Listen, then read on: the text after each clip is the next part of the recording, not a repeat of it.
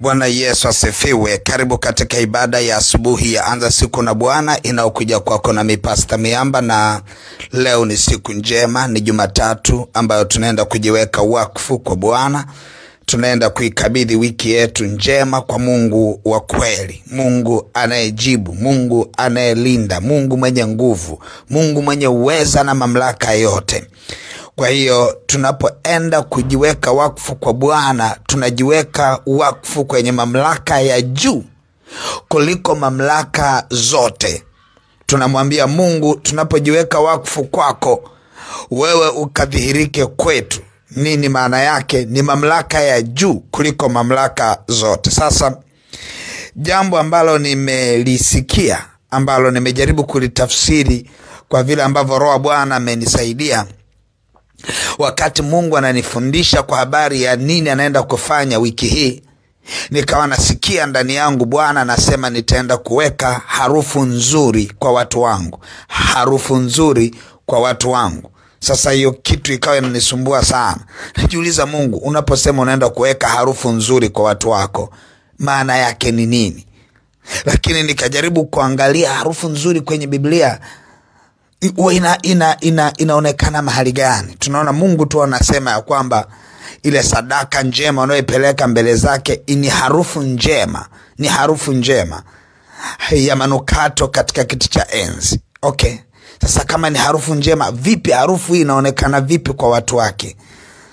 Akaendelea kunifundisha ya kwamba jinsi sadaka inavyoenda mbele za Bwana na kuleta harufu njema, ndivyo mtu anavyopata kibali machoni pa Bwana.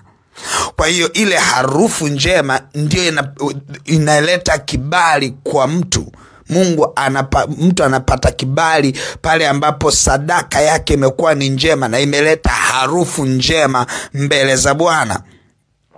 Kwa hiyo ukijaribu kusoma unakuta Biblia inaeleza kwa habari ya sadaka kama harufu njema. Ukianza tu kusoma pale kutoka katika kitabu cha Kutoka sura 25 mstari wa 6, inasema na mafuta ya ile taa na viungo vya manukato kwa yale mafuta ya kupaka na kwa uvumba wenye harufu nzuri, ambapo naona kabisa ile Kutoka 29 inaendelea kusema naye 29:18 nasema naye mteketeze kondoo mzuri juu ya madhabahu, ni sadaka ya kuteketezwa kwa ajili ya Bwana, ni harufu nzuri, ni harufu nzuri, sadaka iliyosongezwa kwa Bwana kwa njia ya moto. Tunaona kwamba harufu njema huwa inaachilia kibali. Yani kama Mungu ameruhusu sadaka iwe harufu njema ili iachilie kibali. Sasa watu wangu watakuwa na harufu njema,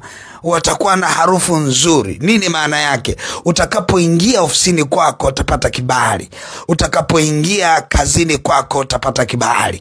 Utakapoenda sehemu yote. Unajua kuna watu unaenda hata kununua tu sokoni, unashangaa unajibiwa vibaya tu na muuza genge. Unasema huyu ana stress yake huyu. Kuna nyakati nyingine hatuna kibali. Sio kwamba mtu anayekujibu vibaya na stress. No. Ukipata kibali, hata mwenye stress atakusemesha vizuri, halafu ukiondoka anaendelea na stress zake. Kwa hiyo unajikuta unapokosa harufu njema ni sawa sana unapokosa kibali. Na unapokosa kibali unashindwa kuhudumiwa, unashindwa kupewa, unashindwa kupokea kwa sababu umekosa kibali. Sasa nimejaribu kutafsiri kama Roho Bwana alivyokuwa akinielekeza, lakini ndani yangu ninashuhudiwa yapo mambo mengine mengi sana yaliyoambatana na hii sauti niliyoisikia kwamba wiki hii nitaenda kuwapa watoto wangu harufu njema, nitaenda kuiachilia harufu njema kwao, nitaenda kuiachilia harufu njema kwao. Nimeisikia hivyo, na wewe tulia, yamkini na wewe Roho Bwana atakufunulia tena. Atakavyozidi kukufunulia, mwambie Roho Bwana nipe ufunuo zaidi, kwa vile ambavyo umesema na mtumishi wako kwamba hii wiki unaenda kutupa harufu njema. Harufu njema nimeisikia hiyo na nimeiachilia kwako, na wewe uisikie. Cha kwanza ipokee. Ukishaipokea omba ufunuo zaidi kwenye kona yako wewe. Mungu ataachilia harufu njema kwa njia gani? Ataachilia harufu njema wapi? Kuna vitu Mungu atakufunulia zaidi. Lakini tukirudi kwenye kawaida ya ibada zetu za siku ya Jumatatu, huwa tunaenda kujiweka wakfu kwa Mungu wetu kwa ajili ya kubarikiwa, kwa sababu zipo baraka ambazo Mungu anaziachilia, baraka za wiki. Hizi baraka za wiki huwa zinaambatana na baraka za saa, yani kila saa ina baraka zake, kila siku ina baraka yake, kila wiki ina baraka yake. Ninaposema kila saa ni kwamba kila dakika ipo baraka imeachiliwa kwa Bwana kukujilia wewe. Kila saa ipo baraka imeachiliwa kwa Bwana kukujilia wewe. Na siku nzima, katika kila saa ya siku nzima ipo baraka kwa siku imeachiliwa. Hiyo ndio anaopambana nayo adui isikufikie. Anapambana nayo isikufikie. Shetani anazuia baraka zisikufikie. Yani anajaribu kukutengenezea mazingira utakaojichanganya ili baraka zisikufikie. Lakini tunapojiweka wakfu kwa Bwana, shetani anakosa mamlaka, anakosa nguvu ya kutukwepesha na zile baraka, kwa sababu tayari tumetengwa, tumejiwekea alama katika ulimwengu wa roho, tumetengwa na kuwekwa alama ya kubarikiwa. Kwa hiyo tunapoenda mbele za Bwana na kumwambia Mungu, tunaomba, tunapojiweka wakfu kwako, kusudi lako la kujiweka wakfu litimie, ujue zipo baraka ambazo Mungu anaziachilia. Akawaambia wana wa Israeli kupitia Musa, akaambia waambie wana wa Israeli wajiweke wakfu kwa Bwana. Kila mtu na mwanae ajiweke wakfu kwa Bwana. Kila mtu na nyumba yake ajiweke wakfu kwa Bwana. Kila mtu na biashara yake ajiweke wakfu kwa Bwana, ili nipate kuwabariki, ili nipate kuwabariki. Bwana akakubariki wiki ya leo. Bwana akakuinua wiki ya leo. Bwana akakufanyie muujiza katika kila kona ya maisha yako wiki ya leo. Lakini unapaswa kujiweka wakfu kwa Bwana, kwamba ukatembee kwenye baraka hizo. Lakini tunaona unapojiweka wakfu kwa Bwana, adui hana mamlaka na wewe, kwa sababu yapo mambo mengi adui ameyapanga kila dakika, kila saa, kila siku. Kwa wiki nzima adui ameweka na ratiba yake ya uharibifu. Kila mtu anatoa na alicho nacho. Mungu ametuwekea ratiba katika kila dakika, kila saa, kila usiku na kila wiki. Ametuwekea ratiba ya kutubariki, kwa sababu ndani ya Mungu zipo baraka kwa watu wake. Shetani naye anatoa alicho nacho, kwamba amejiwekea ratiba ya kila dakika, kila siku, kila dakika, kila saa, kuachilia uharibifu kwa watu wa Mungu. Kwa hiyo kila mtu anatoa alicho nacho. Tunapojiweka wakfu kwa Bwana, shetani hana nafasi juu ya maisha yetu, hana nafasi juu ya mali zetu, hana nafasi juu ya kazi za mikono yetu, hana nafasi juu ya afya zetu, hana nafasi juu ya watoto wetu, hana nafasi kwenye kila kona, hana nafasi. Ndivyo ilivyo katika ulimwengu wa roho, ndivyo ilivyo. Kwa tunapoenda kujiweka wakfu kwa Bwana, usiyasahau hayo mambo mawili ambayo yako automatic. Ninaposema yapo automatic, maana yake ni nini? Automatic tu unapojiweka wakfu kwa Bwana, alama ile inakufanya uwe kwenye upande wa kubarikiwa. Naposema automatic, na maana ya kwamba automatic tu unapojiweka wakfu kwa Bwana, ile alama ya kujiweka wakfu inakutenga na uharibifu wa nguvu za giza. Uzuri wake ni nini? Hii alama unapojiweka wewe unaonisikia, huwa inaenda moja kwa moja inaonekana kwa mwenza wako. Huwa inaenda moja kwa moja inaenda kuonekana hiyo alama kwa watoto wako. Huwa ni moja kwa moja inaenda kuonekana hiyo alama kwenye mali zako. Kama una maduka mawili, kama una ofisi mbili, kama una biashara sehemu mbili, kama una mifugo kwenye site mbili, vyote vinaenda kuwekewa hiyo alama. Shetani akigusa hapa anaona ile ni alama, kwamba huyu hii site hii, huyu mtoto huyu anahusika na mtoto fulani ambaye na mtoto na mtu fulani ambaye amejiweka wakfu kwa Mungu wake. Ndivyo alama zinavyoenda. Kwa adui akitaka kuyachezea maisha ya mtu, haanzi kuyachezea bila kuwa na mipango. Mpango wa kwanza ni kumzuia huyo mtu asijiweke wakfu kwa Bwana. Kutokujiweka wakfu kwa Bwana kwa level ipi? Moja, kutokusikia hii ibada. Sio wote wamepata nafasi ya kuisikia hii. Ni wewe uliyepata neema ya kuisikia hii ibada. Namba 2, kutokuisimamia ibada. Kwa maana kuisimamia ni maana gani? Kutokushiriki sadaka ya kujiweka wakfu kwa Mungu. Kwa hiyo anaweza kaipunguza imani yako, ukajikuta umeamini tu kwenye kusikia, haujaamini kwenye kutoa.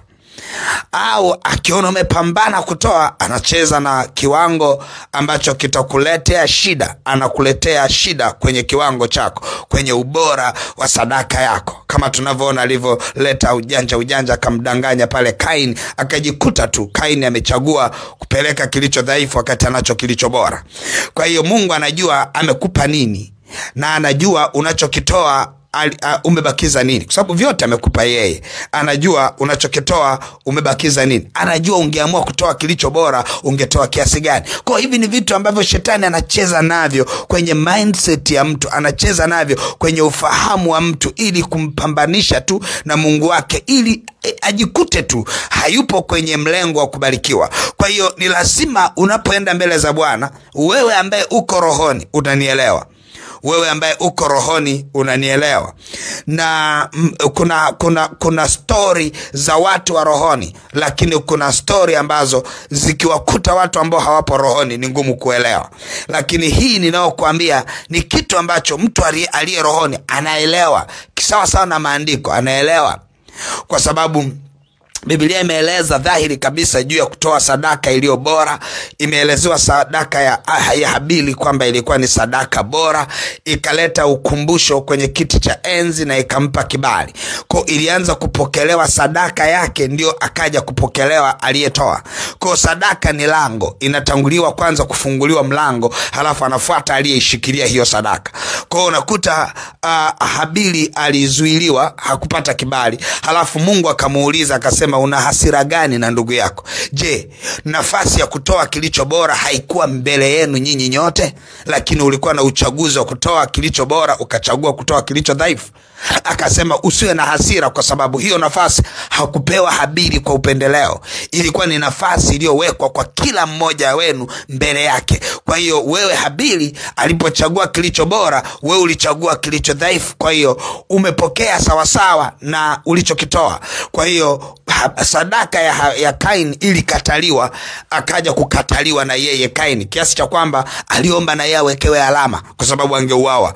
Kwa hiyo aliwekewa alama katika ulimwengu wa roho ya kwamba huyu mtu hana kibali kwa Mungu, lakini msimuue. Na ndivyo hivyo ambavyo alama kama hiyo huwa tunawekewa sisi tunapojiweka wakfu ili tubarikiwe. Kwa unakuta ndivyo ambavyo Mungu anaeleza kwa habari ya kujiweka wakfu na ubora wa sadaka unaenda kujiwekea wakfu. Na hii elimu ya ubora wa sadaka isiishie tu kwenye kujiweka wakfu. Angalia tu hata kwenye maisha yako ya kawaida, vile ambavyo kila ibada unayoifanya kwenye maisha yako, jifunze kuachilia sadaka iliyo bora. Unafanya ibada, kama una ibada zako za kila siku, una ibada zako za kila masaa, ukifanya ibada hakikisha unachukua sadaka yako, unaiachilia sadaka iliyo bora. Ukiachilia unasema tu, unaweza kaniandikia ukaniambia, hii ni sadaka yangu, nina maombi yangu binafsi, ama hii sadaka yangu nina mfungo wangu binafsi, ama hii ni sadaka yangu ninayo ratiba ya kuiombea familia yangu. Kwa unajikuta hata kwenye hizo ratiba zako binafsi, chagua kutoa kilicho bora, kilicho bora, kwa sababu Biblia inasema yule apandaye haba atavuna haba. Anaeleza kwa habari ya kupanda kama sadaka ni mbegu. Anasema anayepanda kwa ukarimu atavuna kwa ukarimu. Anasema kila mtu naangalie jinsi apandavyo, kila mtu naangalie. Kwa ni lazima unapoenda mbele za Bwana kwenye tukio lolote la kiroho, liwe la kwako binafsi ama la ujumla kama hili, kila mtu naangalie anachokipanda. Kwa tunapoenda kujiweka wakfu kwa Mungu wetu, tunaenda kujiweka wakfu ili tubarikiwe, lakini tunaenda kujiweka wakfu ili tutengwe na giza lote, kwa sababu ipo nuru, ipo giza, vyote vipo mbele yetu, kwamba utakachokikaribisha ndio kinachoingia. Ukikaribisha nuru, nuru inaingia. Ukikaribisha giza, giza linaingia. Kile utakachokikaribisha ndicho kitakachoingia kwenye maisha yako, ndicho kitakachotawala kwenye maisha yako. Unapojiweka wakfu kwa Bwana, umeikaribisha nuru, ndio inayotawala. Kwa unajikuta mahali unaingia unapata kibali, unajikuta usiku na lala haupati na uvamizi, unajikuta attacks zote, uvamizi wa kiroho. Kuna kitu kinaitwa spiritual attacks, kama haujawahi kukutana nacho ama wale waliokutana nacho wanaelewa. Unajikuta ghafla kuna kitu kinakuvaa kama vazi, unaanza kuharisha, unajikuta tumbo lina kinakuvuruga, au unajikuta kichwa kinakushikilia, ama unajikuta kizunguzungu, unajikuta kichefchef, hizo ni attacks. Unajikuta kuna vitu fulani vinatokea kwenye biashara yako, huyu amekuja amekuzurumu, huyu amefanya, ni attacks zile. Katika ulimwengu wa roho, zile uvamizi huwa hauingii hivi hivi kama haujaufungulia mlango. Na moja ya kufunga mlango ni kujiweka wakfu kwa Bwana.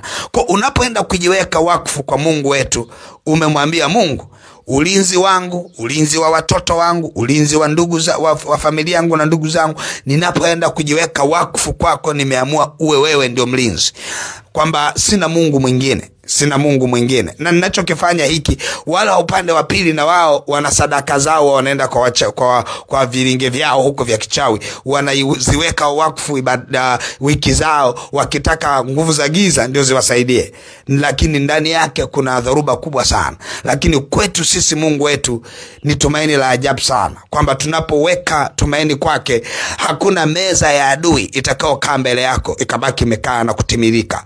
Hiyo meza huwa inapinduliwa ya adui. Hakuna mtego wa adui ambao huwa unakaa mbele yako na kuugeuza ule mtego. Hivyo vitu ni unapojiweka wakfu huku. Wale wanaojiweka wakfu kwenye giza, giza haliwezi pindua meza ya Mungu iliyowekwa juu ya watu wake. Haiwezi pindua. Giza haliwezi pindua baraka zilizoachiliwa kwa mtu aliyejiweka wakfu. Zitapindua zile baraka ambazo mtu aliyejiweka wakfu kwa atamchezea ule mtu asipate baraka zile. Lakini kilichoandaliwa na Bwana, na mtu akajiweka wakfu kwenye kile kilichoandaliwa, giza haliwezi kupindua. Tofauti na sisi tunapojiweka kwa wakfu kwa Mungu wetu, ile nguvu inaweza kapindua meza za adui, inaweza kapindua agenda za adui, inapindua mitego ya adui. Kwa tuko kwenye upande wenye nguvu zaidi. Tumechagua fungu lililo jema. Tunajiweka wakfu kwa Mungu ambaye ni mamlaka ya juu kuliko mamlaka zote. Mungu wangu akubariki sana unapoenda kusimama na kujiweka wakfu kwa Bwana. Nami nataka niende niombe kwa ajili yako wakati huu. Baba mtakatifu, katika jina la Yesu Kristo wa Nazareth, Mungu liye hai, tunajiweka wakfu kwako, Mungu wa kweli. Kwanza tunakushukuru kwa kutupa nafasi ya kuiona wiki nzima hii. Tunashukuru kwa kuanza na wiki hii na wewe Bwana.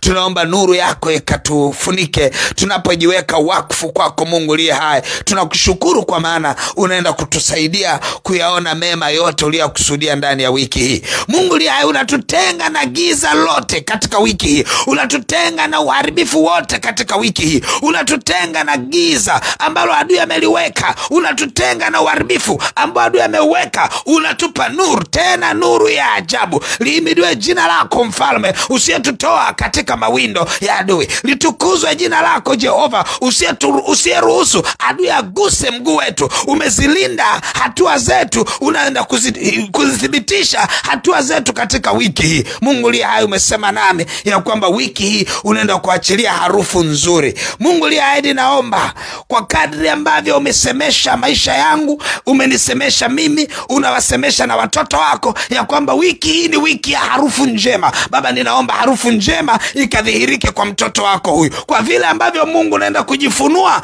kwa harufu njema kwenye maisha ya mtoto wako huyu, Roho Bwana, tunajiweka wakfu katika jina la Yesu. Baba, ninaomba mtoto wako huyu akabarikiwe wiki hii, akainuliwe wiki hii, akatunzwe na wewe wiki hii. Tukawe katika mlengo wa kulindwa na nguvu zako tunapojiweka wakfu kwako. Kwa jina la Yesu, adui hatapata nafasi. Mungu liye hai, tunajiweka wakfu wakati huu katika jina la Baba na la Mwana Roho Mtakatifu. Tutembee katika wiki ya neema, wiki ya kubarikiwa, wiki ya kibali. Harufu njema uliyoiachilia ndani yetu ikadhihirike hata kwa watoto wetu, hata kwa mali zetu, ikadhihirike kwenye mipango yetu, kwenye kila kona maisha yetu. Harufu njema ikadhihirike kwa jina la Yesu Kristo wa Nazareth, Mungu aliye hai. Amen.